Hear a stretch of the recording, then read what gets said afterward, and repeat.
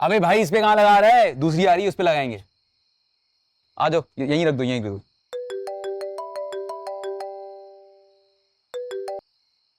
सलाम अलैकुम आंटी।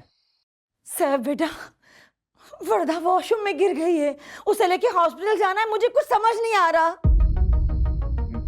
मैं अभी आता हूँ आंटी।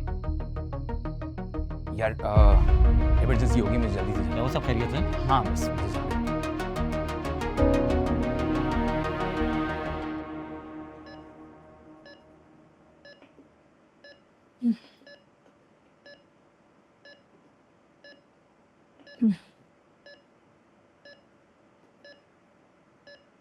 मामा, मुझे बच्चा कहाँ है? बेटा वो अंडर ऑब्जर्वेशन में प्रीमेच्योर पैदा हुआ था ना। डॉक्टर कह रहे हैं कुछ दिन अंडर ऑब्जर्वेशन रहेगा। कैसा है मेरा बच्चा? हाँ वो ठीक है, तुम परेशान मत हो। कैसी हो तुम?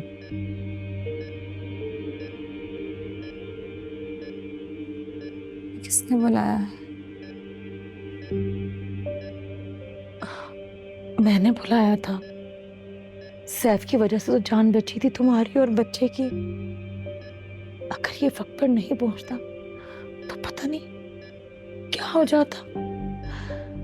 सोच सोच कर मेरा दिल दहल जाता। सर को बुला लेती, पापा को बुला लेती। बेटा तुम्हारे बाबा सऊदी अरब में, भाई टर्की में। इतनी जल्दी कौन आता बेटा? मेरे पास तो अल्फाज नहीं है कि कैसे इसका शुक्रिया अदा करूं। आंटी आप शर्मिंदा मत करें। मैं नहीं आता तो कौन आता? मेरा बच्चा है, मेरी बीवी है, मेरी जिम्मेदारी है। मैं मेडिसिन और ट्रिप लाया हूँ। डॉक्टर ने कहा है कि वो किसी को भेजेंगे ट्रिप चेंज करने के लिए। बेटा तुम थोड़ी देर आराम कर लो, और रात से भागा दौड़ी कर रहे हो। नहीं नहीं आंटी, मैं आराम कर लूँगा। अभी वैसे भी बहुत कुछ लाना है बच्चे के लिए और वर्दा के लिए। हम कितना दौड़ेंगी, मैं कर लूँगा आराम।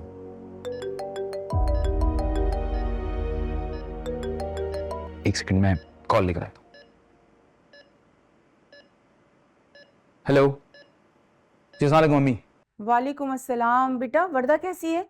अम्मी अब ठीक है, होश में आ गई है। और बच्चा कैसा है बेटा? बच्चा अम्मी फिलहाल तो ठीक है, बस अभी यहाँ कुछ वक्त रहना पड़ेगा मुझे लगता है। बेटा मैं और राहिला रात से परेशान हो रहे हैं, तुम हमें आने क्यों नहीं दे रहे हो? नहीं अम्मी, आप लोग अभी ना आए, मैं आपको बता दूंगा जब आना है। अगर बहुत ज़्यादा लोग होंगे तो वो भी परेशान होगी और मैं भी परेशान होऊंगा। मैं वर्दा की अम्मी को उनके घर छोड़ने जा रहा हूँ, वो जब हो जाएगा तो आप लोग आ जाइएगा, ठीक है? हाँ तुम ठीक कह रहे हो, बहन जी को भी आराम की ज़रूरत होगी, मैं उस वक्त आ जाऊंगी, ठीक है ना? और तुम अपना भी ख्याल रखो, और सुनो, हमें जो भी सिचुएशन है ना उसके बारे में बताते रहना, ठीक है? अपना ख्याल रखो। अल्लाह हाफिज़, फ़ी अमान अल्लाह। खुदा हाफिज़ अम्मी।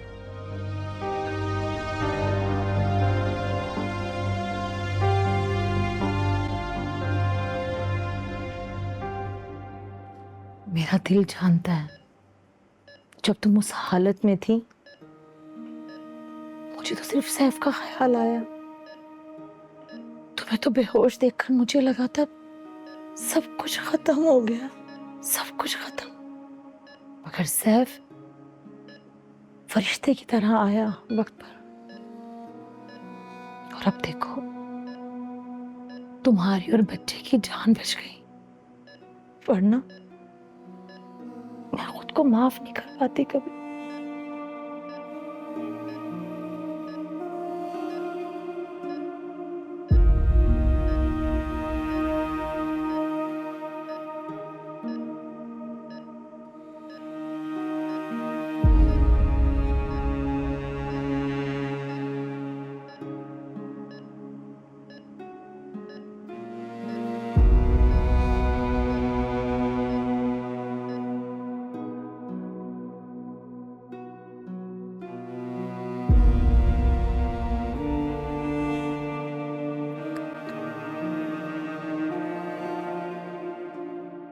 ये क्या हाल बनाया हुआ है फ्लैट का, खुद का? ये क्या है ये सब जामी? सब कुछ आपके सामने ही है। उस औरत ने क्या हाल बनाया मेरा, देख लें। आपने गलत इंतखाब किया था मेरे लिए फरहाना बाजी। मैंने गलत इंतखाब किया था? इतने सालों के बाद कह रहे हो तुम ये? 4 बच्चों के बाप हो तुम। इतने साल गुजारे तुमने उस औरत के साथ। आप भी क्या मुझसे झगड़ा करने आई हैं यहाँ? क्या बकवास कर रहे हो जामी? और तुमसे झगड़ा नहीं करूं तो मैं और क्या करूं? इतने सालों से कहती आई हूं तुम, बार बार कहा कि कुछ काम कर लो। तो क्या किया नहीं है मैंने?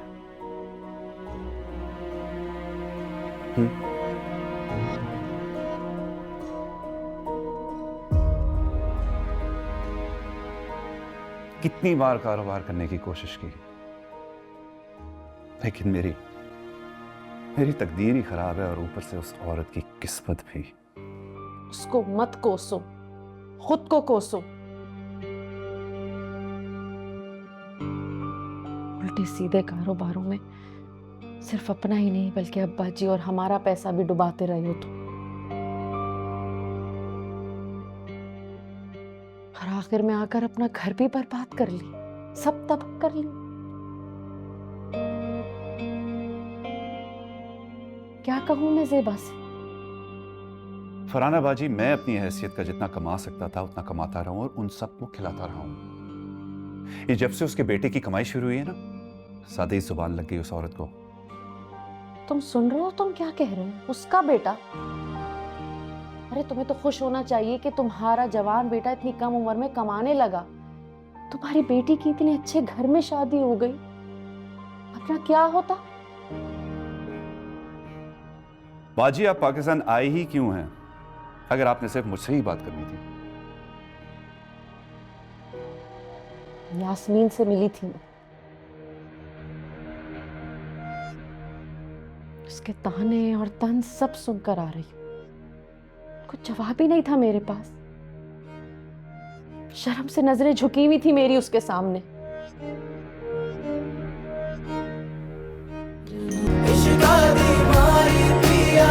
साथ छोड़ना वे हमसे जो भूल हुई है, कुछ तो भूल